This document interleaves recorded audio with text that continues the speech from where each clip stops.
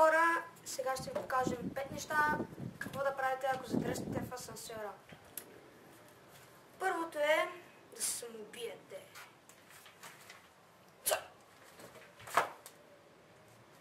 Второто, направете си селфи с камера. Дай.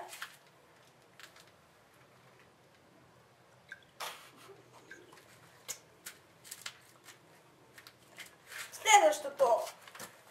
Направете се трева и се напушете.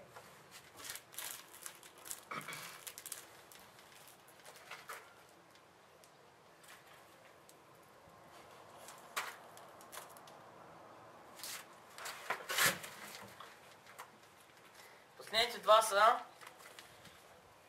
пригответе си за ядене. Пригответе се за ядене, не може да четеш, бе, момък! Пригответе се за ядене.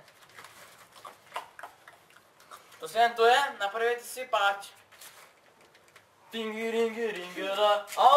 Покажаме тук на парчето, елачи, елачи. Ще ядем канева! Ще идем канева тук, какво направи?